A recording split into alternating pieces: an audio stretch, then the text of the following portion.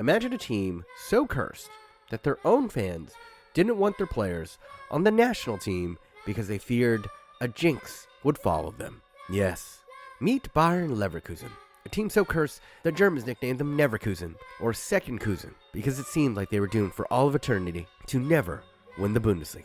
They have come runners-up a record 5 times in the German league, and one of these runs had them not only choke just the league title, but the German Cup, as well as the Champions League final, all within a 14-day period. Yes, they did a treble of chokes, or as what has come to be known as the Treble of Horrors. This is a team that a year and a half ago, let's be honest, had one good player that people outside of Germany had heard about, and he wasn't helping much because they were facing relegation. So they fired the old boss, and they hired a manager who had barely any experience coaching in the top flight.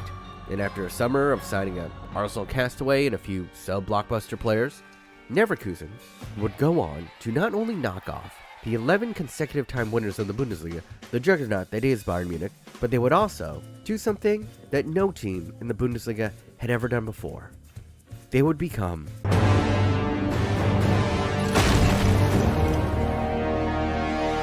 and what's crazy is they're a team that's probably been a part of your life ever since you were little. You just never realized it. Don't believe me? Well, you might have thought to yourself, Bayer, that name looks kind of familiar. And that's because it's the same Bayer that makes aspirin. Yeah, except in the States, a lot of people call him Bayer, because we're stupid. But yes, it is the same Bayer. And as you might have guessed, they are founded by factory workers of the German pharmaceutical company all the way back in 1904. That's why they have the Leverkusen 04 on the back of their shirts. Leverkusen was where Bayer headquarters was located, and it's a relatively small city compared to the larger neighbors in Dusseldorf and Cologne. In fact, their population is only around 165,000 people, compared to Dusseldorf, which has a population of 640,000, and Cologne, who has a population of 1.1 million. To put Leverkusen in perspective, you could fit their entire population within 2 Wembley stadiums and still have 15,000 seats to spare.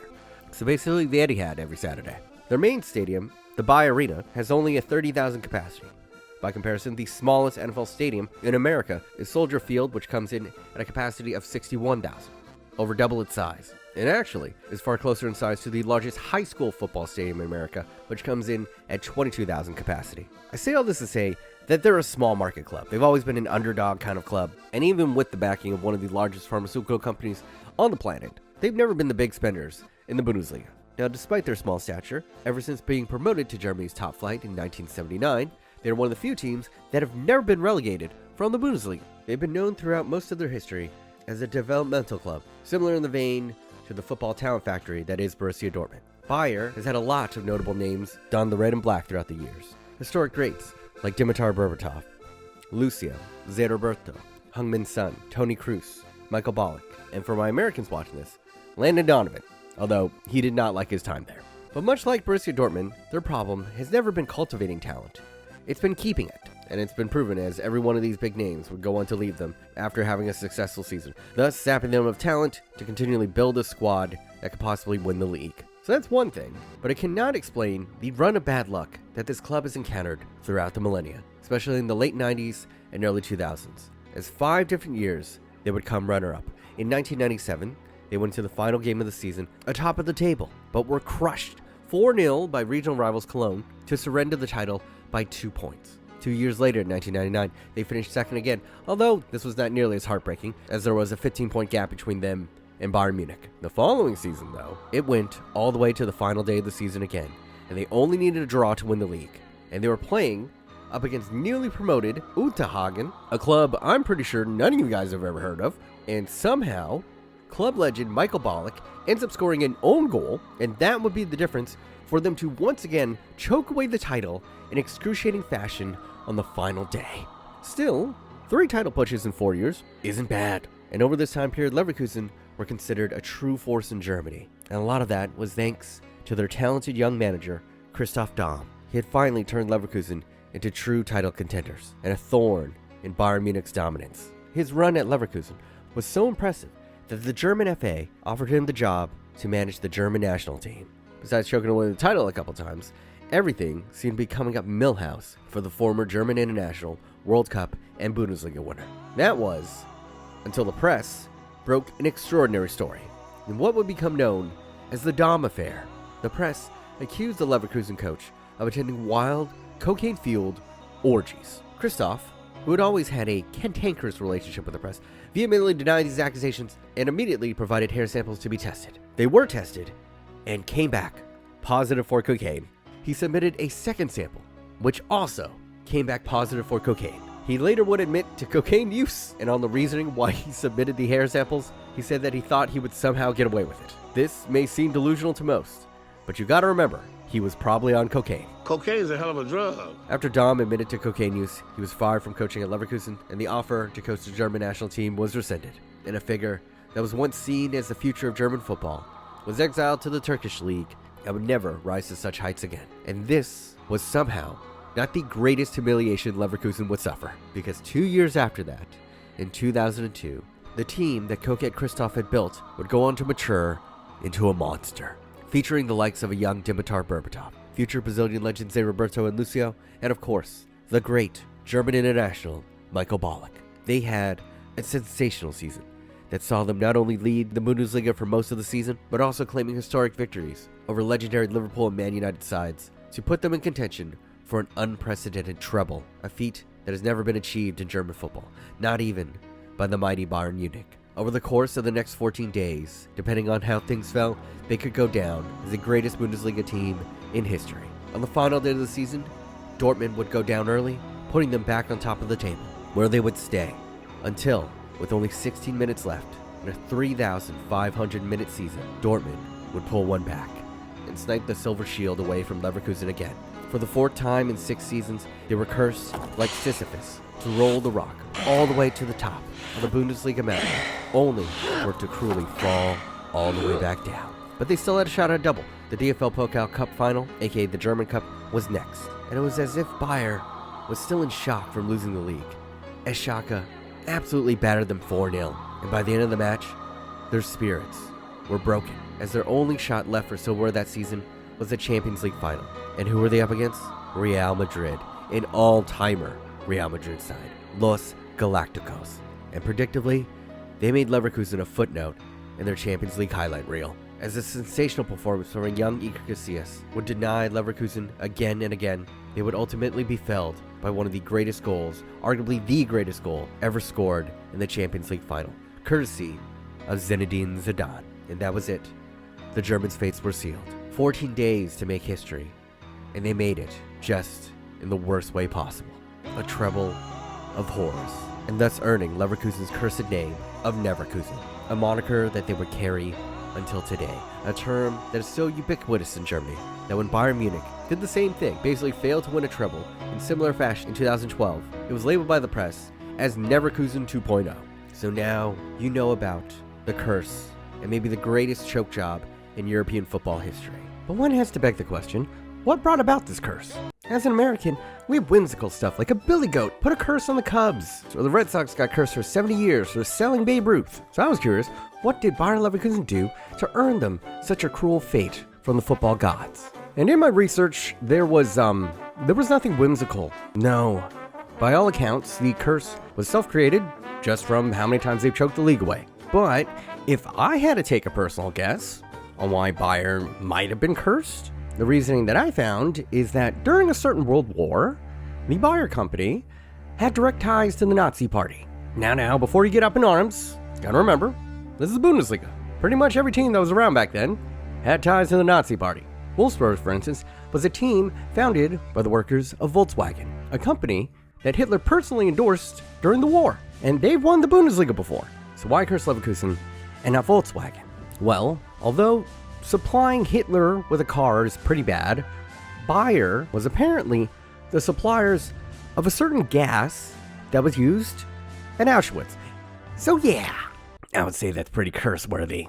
But if that is the case, one had to wonder how long did the fans of Leverkusen have to suffer for the price of their ugly past to be paid? Was the treble of horrors not enough? And what's crazy is as bad of a second-place streak as it was back then, it was still Leverkusen's golden era. From that point on, they would hover from 6th to 3rd in the league mostly.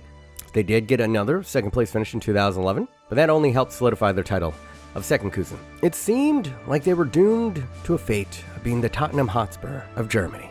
That was until 2022. when they would hit rock bottom. After finishing third the season prior, Leverkusen would get off to a nightmare start to the 2022 campaign, losing 7 out of their opening 12 matches. It was the worst start to a season for them since 1979. And with Leverkusen sitting second bottom of the table, it was then that the board decided to make a change. And out went the old manager, and in came Xabi Alonso. Now, it must be said that at this time, Xabi Alonso was not a highly coveted coaching prospect. While he was one of the greatest midfielders of his generation and played under many of the best managers in world football, he had absolutely zero experience when it came to managing in the top flight. And given the track record of other prominent midfielders who got managerial jobs right after their playing careers, i.e. Frank Lampard and Stevie G, let's just say that they would prove that it takes a little bit more than being a good midfielder to be a good manager.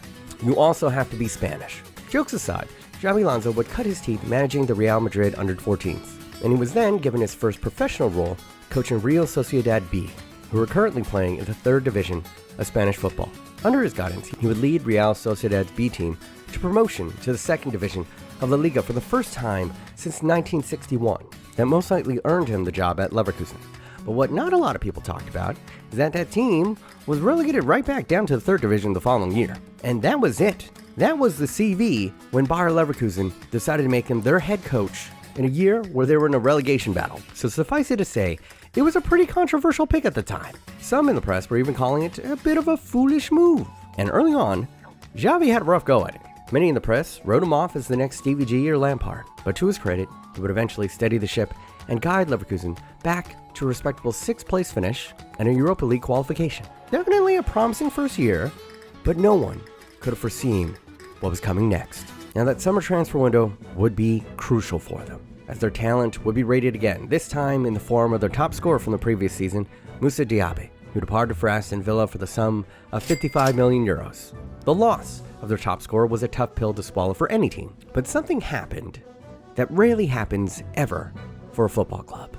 According to reports from The Athletic, they pretty much got every one of their top transfer targets. Now, this is Bayer Leverkusen, so they weren't exactly going after the Mbappes of the world, but even then, it was quite a coup for them.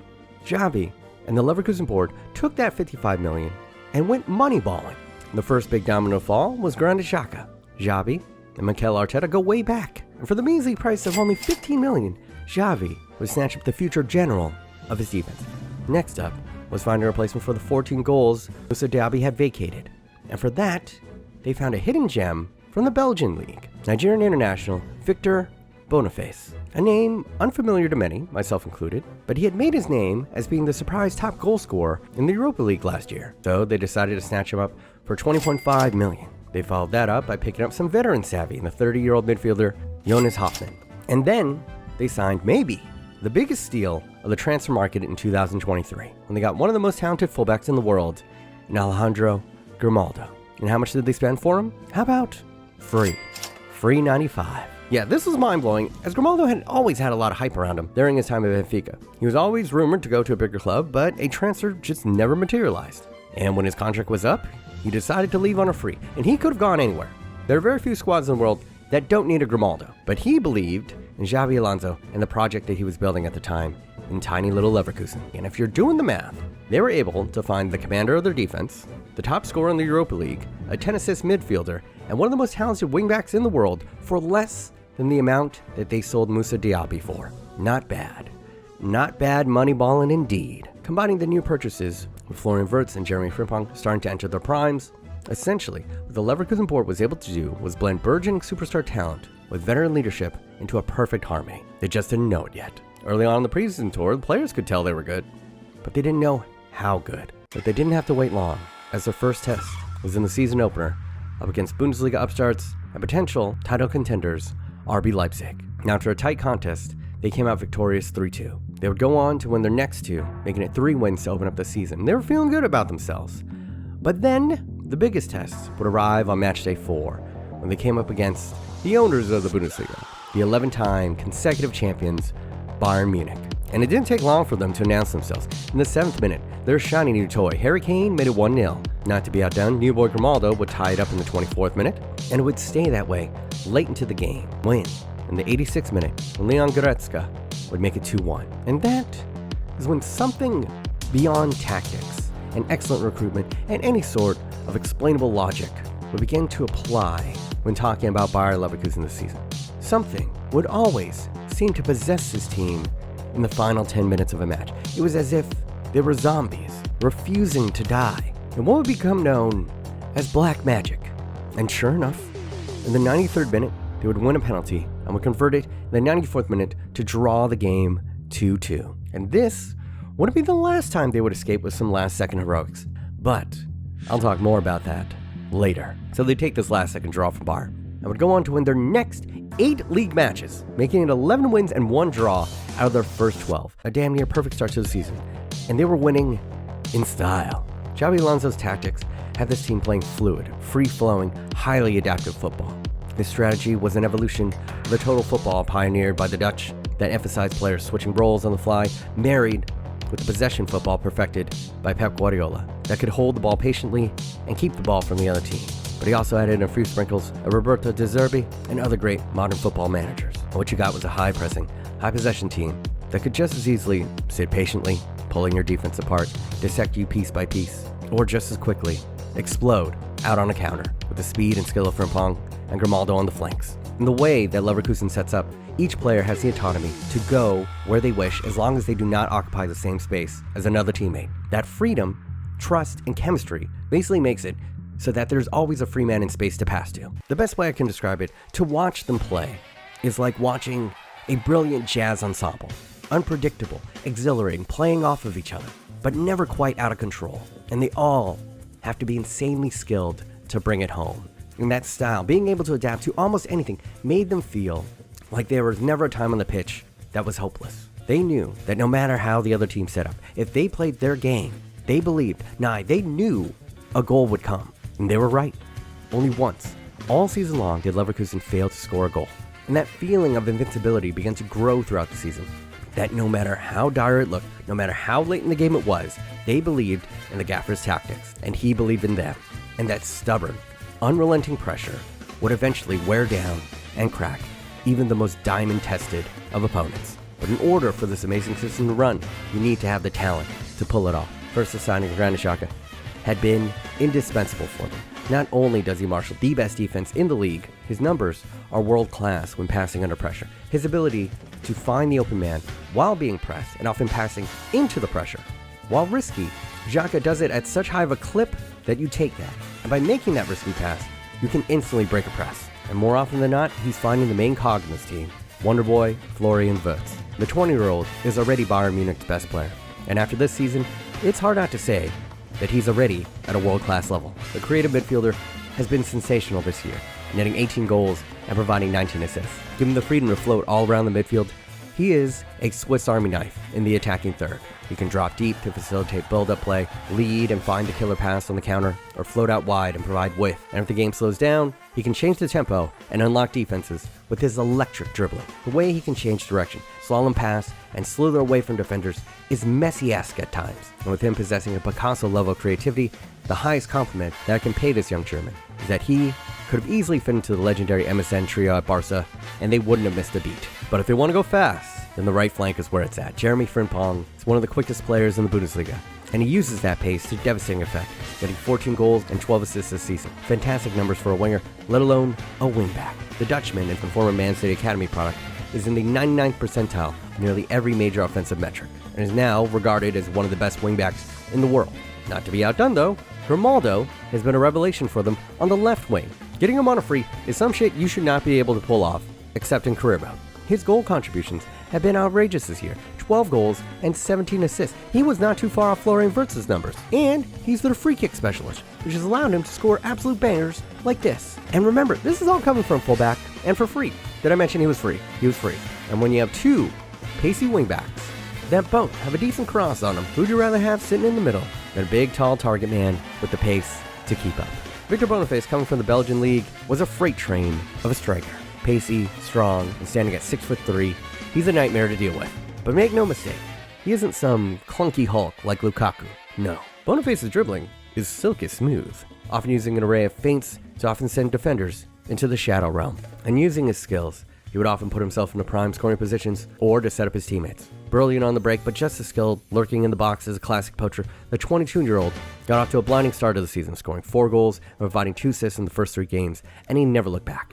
He would finish the year netting 21 goals and contributing 9 assists to win the Bundesliga Rookie of the Year. And these numbers could have been much higher because he actually ended up missing 2 months with a groin injury. Imagine what he could have put up in a full season. And at the age of 22, he has the potential to become one of the world's elite. But even with all this talent, in order for you to go undefeated, you need a little luck on your side. And that is where Bayer Black Magic comes in. As well as Leverkusen had played this year, they would always take it up a notch in the final 10 minutes of a match. And especially if their invincible record was on the line, they would do the lean forward in the gamer chair meme.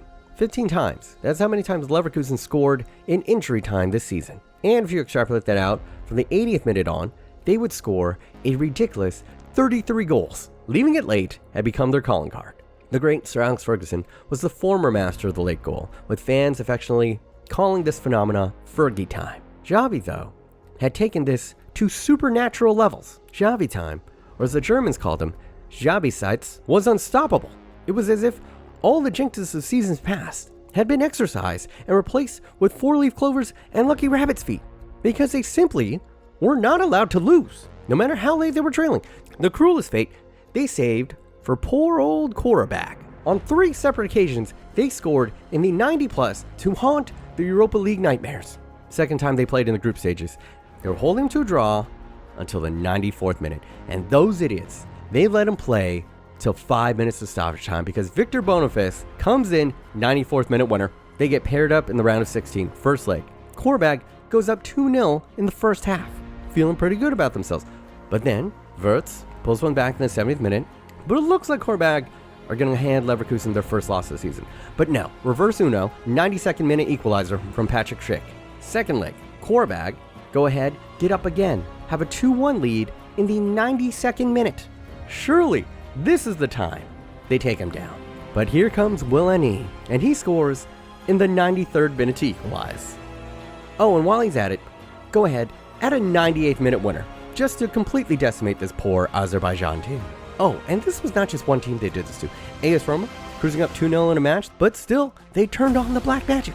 And Gianluca Mancini scored an own goal, and then Josip Stanisic scores a casual 97th minute equalizer. Stuttgart had them dead to rights.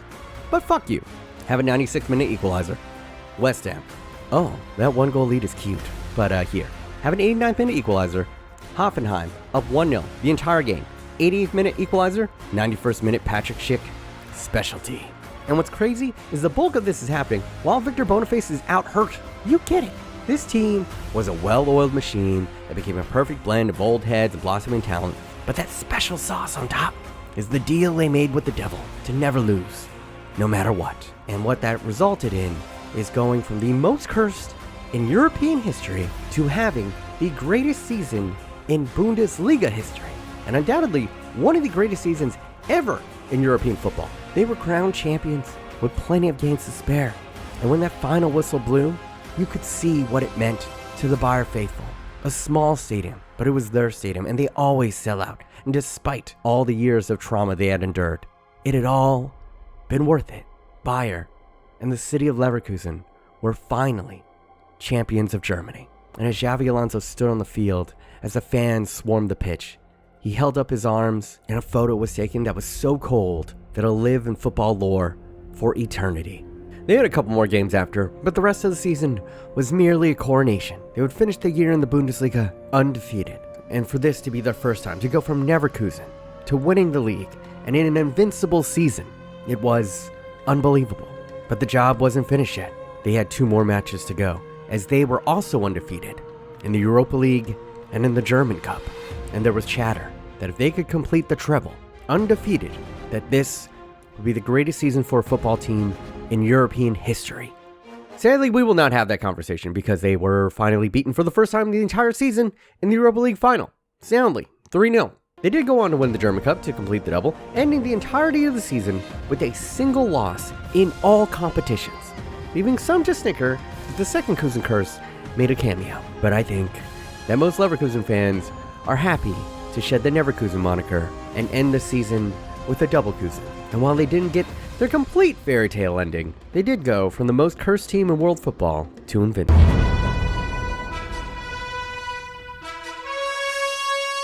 But if you think Leverkusen's invincible season was impressive, what if I told you there was a team that had 2 invincible seasons back to back? And you can only find their kits on today's sponsor, Singalo. Listen, if you want to buy some of the sickest, hard to find kits from around the world, then Singalo is the site for you. They're the official sellers, some of the best teams on the planet that only the finest football connoisseurs would know about. Oh, you haven't heard of Young Elephants FC? The 2-time invincible winners of Laos? And come on, you're going to look at this magnificent badge, and you're going to tell me it's not one of the most beautiful things you've ever laid eyes on? Or maybe you want a Benfica kit with a little bit of Cantonese cooking. And let me introduce you to Benfica Macau, Benfica's sister club located in the Las Vegas of Asia. Or maybe you want a little clean Robin Egg blue? Then check out this kit from Thep in Vietnam. All of these are only available at Singalo. So if you want to start making your friends jealous today, then you got to get your hands on some of these ultra rare kits. Embrace your inner football hipster and look good doing it. So go ahead, click on the link on the top of the description. Thank you, Singalo, for sponsoring today's video. Now, back to the show. Thank you guys for watching. I'd like to give a personal thank you to John Oliver. I don't know if you're that John Oliver, but thank you. Thank you so much for your $100 donation on Patreon. This will go toward editors and hopefully pushing out more content on the channel in the coming months. Also, if you're watching this and you're an editor, I'm looking to add one on to my team. Hit me up on Instagram at thefatasian. Also, Elm, don't think I forgot about you. Thank you to you, Fritz, and everyone else in the GOAT tier. And yeah, until next time, boys, stay thick.